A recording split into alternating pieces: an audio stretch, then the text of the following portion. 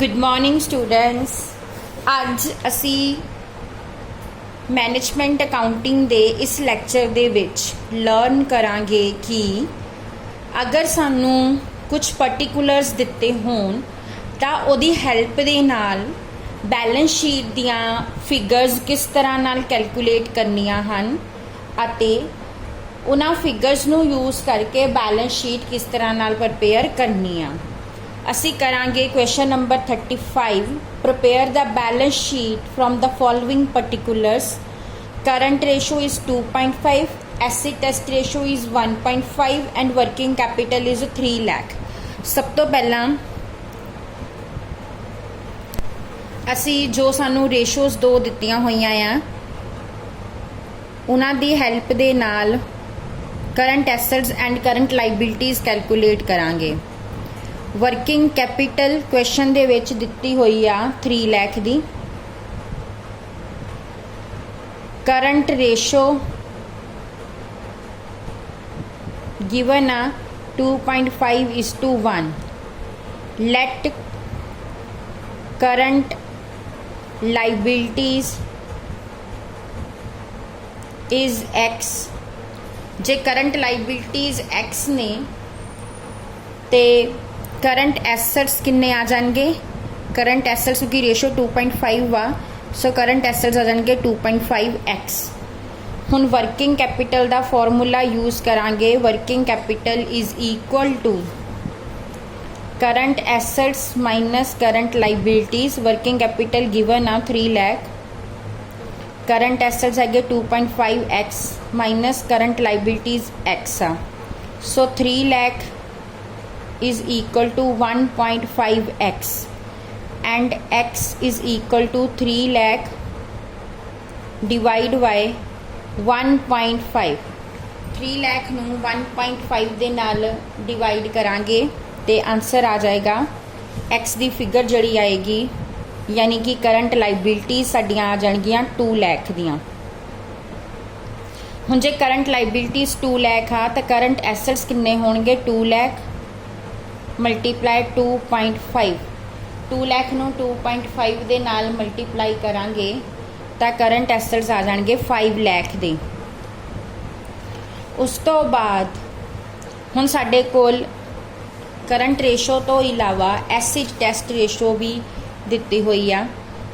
Acid test ratio 1.5 आ, सो acid test ratio नू असी लीक्विड ratio भी कहने आ। इहदे नाल साडे लीक्विड एसेट्स आ जाणगे।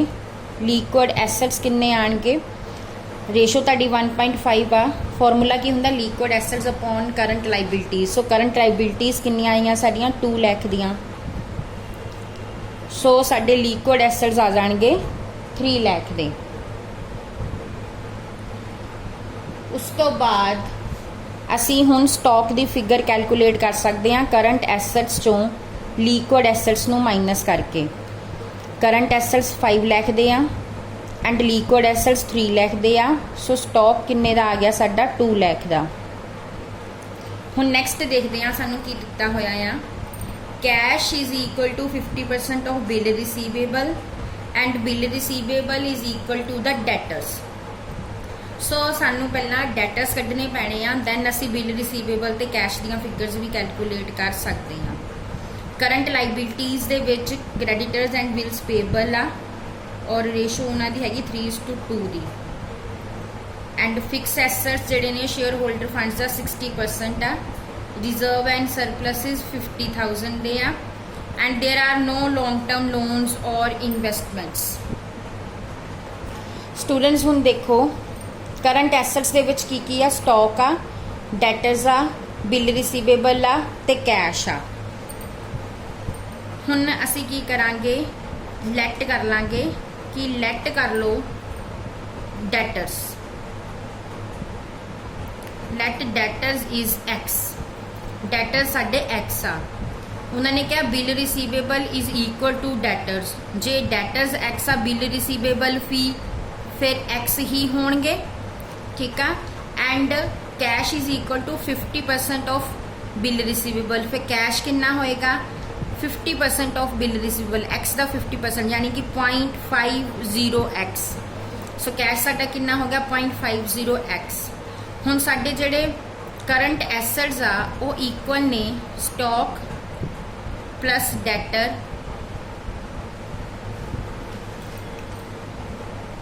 Plus bill receivable plus cash दी। हुण साडे कोल टोटल करंट एसट्स असी हुणी कैलकुलेट कीते आ, साडे हैगे आ 5 लाख। 5 लाख इक्वल आ स्टॉक भी हुणी कैलकुलेट किया 2 लाख दे, डेटर्स नू असी एक्स अज्यूम किया, बिल रिसीवेबल नू भी एक्स अज्यूम किया ते कैश हो गया 0.50x। सो ये तुहाडा 2 लाख चो 5 लाख चो 2 लाख माइनस करांगे आ जाऊगा 3 लाख इक्वल टू ये तुहाडा आ जाएगा 2.5x। सो x दी फिगर आएगी 3 लाख नू 2.5 दे नाल डिवाइड करो। 3 लाख नू डिवाइड करना है 2.5 दे नाल, ये तुहाडा आ जाएगा 1,20,000। हुण असी एक्स किनू अज्यूम किया सी डेटर्स नू ते बिल रिसीवेबल नू। सो डेटर्स तुहाडे किन्ने आ गए 1,20,000 दे, बिल रिसीवेबल किन्ने आ गए अगेन 1,20,000 दे ते कैश साडा हैगा 0.5x। सो 1,20,000 नू मल्टीप्लाई कर दो 0.5 दे नाल ते कैश दी फिगर किन्नी आएगी 60,000 दी आएगी। हुण असी करंट एसेट्स दियां सारियां फिगर्स कैलकुलेट कर लईआं। हुण करंट लाइबिलिटीज़ जिहड़ियां हैगियां आ ਉਹਦੇ ਵਿੱਚ ਕ੍ਰੈਡੀਟਰਸ ਤੇ ਬਿਲ ਪੇਬਲ ਆ ਇਨ ਦਾ ਰੇਸ਼ੋ 3:2 3:2 ਦੀ ਰੇਸ਼ੋ ਦੇ ਵਿੱਚ। ਸੋ ਕ੍ਰੈਡੀਟਰਸ ਤੇ ਬਿਲ ਪੇਬਲ ਕੈਲਕੂਲੇਟ ਕਰ ਲਾਂਗੇ। ਟੋਟਲ ਕਰੰਟ ਲਾਇਬਿਲਿਟੀਜ਼ ਸਾਡੀਆਂ ਸੀਗੀਆਂ 2 ਲੱਖ ਦੀਆਂ। 2 ਲੱਖ ਨੂੰ 3:2 ਚ डिवाइड कर दो दोनों 3/5 एंड 2/5 1,20,000 आ जाएगा एंड 80,000 आ जाएगा। सो 1,20,000 एंड 80,000 सारिया करंट लाइबिलिटीज़ या फिगर्स भी आ गई।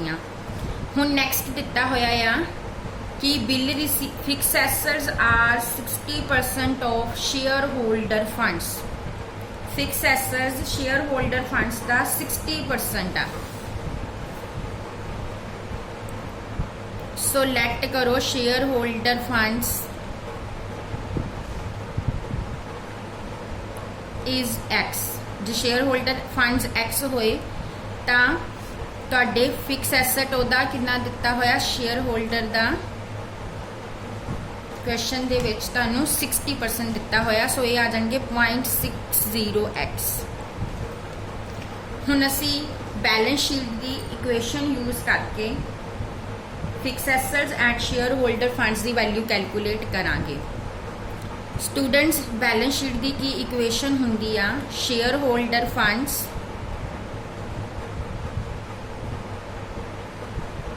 Plus long term loan plus current liabilities is equal to fixed assets plus current assets. हुण शेयर होल्डर फंड्स असी अज्यूम कीते आ X. Long term loan question दे विच दिते नहीं हुए, कहंदे कोई लॉन्ग टर्म लोन नहीं हैगा। करंट लाइबिलिटीज असी कैलकुलेट कीतियां 2 लाख। फिक्स एसेट्स साडे 0.60x ने और करंट एसेट्स साडे हैगे आ 5 लाख दे। सो इनू सॉल्व कर लो। 0.40x is equal to 3 lakh, x is equal to 3 lakh divide by 0.40। ये तुहाडा जिहड़ा हैगा आ आंसर आ जाएगा 7,50,000।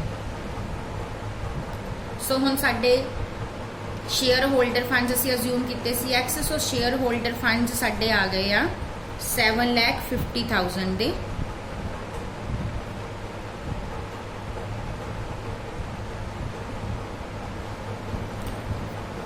और फिक्स एसेट्स ਇਹਦਾ 0.60 ਆਣਗੇ 7,50,000 ਨੂੰ 0.60 ਦੇ ਨਾਲ ਮਲਟੀਪਲਾਈ ਕਰ ਦੋ ਤੇ ਇਹ ਤੁਹਾਡੇ ਜਿਹੜੇ ਹੈਗੇ ਆ ਜਾਣਗੇ 4,50,000 ਦੇ। ਓਕੇ ਸਟੂडेंट्स, ਹੁਣ ਸਾਡੇ ਕੋਲ ਫਿਕਸ ਐਸੈਟਸ ਵੀ ਆ ਗਏ ਆ। ਹੁਣ ਅਸੀਂ ਸਾਨੂੰ ਰਿਜ਼ਰਵ ਐਂਡ ਸਰਪਲਸਿਸ ਦਿੱਤੇ ਹੋਏ ਆ। ਸੋ ਸ਼ੇਅਰ ਕੈਪੀਟਲ ਕੈਲਕੂਲੇਟ ਕਰ ਲਓ। ਸ਼ੇਅਰ ਹੋਲਡਰ ਫੰਡਸ ਦੀ ਵੈਲਿਊ ਦੇ ਵਿੱਚੋਂ ਰਿਜ਼ਰਵ ਐਂਡ ਸਰਪਲਸਿਸ 50,000 ਦੇ ਆ ਮਾਈਨਸ ਕਰ ਦੋ।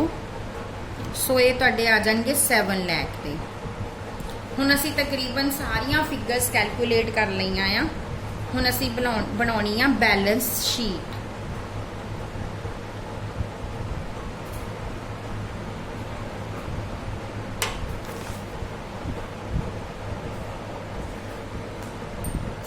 बैलेंस शीट बनाने दे लई असी केड़ा फॉर्मेट यूज करना आ। इहदे वास्ते स्टूडेंट्स असी अपना पुराना फॉर्मेट भी यूज कर सकते हैं। सब तो पहला liabilities, then assets, first of all share capital असी हुणे कैलकुलेट की 7 lakh. Reserve and surplus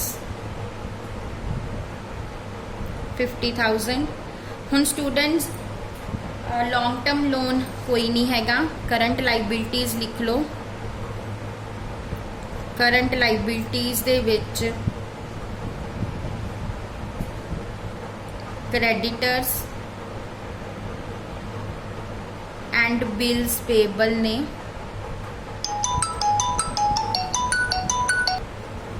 creditors 1,20,000 दे एंड बिल पेबल 80,000 दे।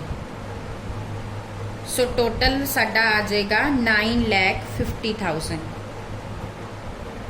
उस तो बाद एसेट साइड ते फिक्स्ड एसेट्स कैलकुलेट किते आ 4,50,000 दे एंड करंट एसेट्स दे विच इन्वेस्टमेंट कोई नहीं क्वेश्चन दे विच। इहदे विच साडे कोल स्टॉक आ, डैटर आ, कैश आ ते बिल रिसीवेबल ने। आपां ये सारियां फिगर्स कैलकुलेट कीतियां आ। स्टॉक जिहड़ा आ वो साडा सीगा 2 लाख दा आ। डैटर्स जिहड़े ने वो हैगे आ 1,20,000 दे। कैश भी कैश 60,000 आ एंड बिल रिसीवेबल भी 1,20,000 दे आ। हुण इहदा भी टोटल कर लो।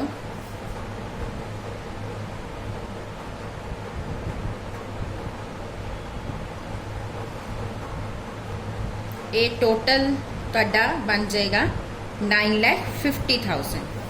सो स्टूडेंट्स इस तरीके दे नाल असी जो भी इन्फॉर्मेशन जो भी रेशोज दित्तियां आ उन्होंने यूज़ करके बैलेंस शीट्स दी फिगर्स कैलकुलेट करके बैलेंस शीट प्रिपेयर कर सकते हैं।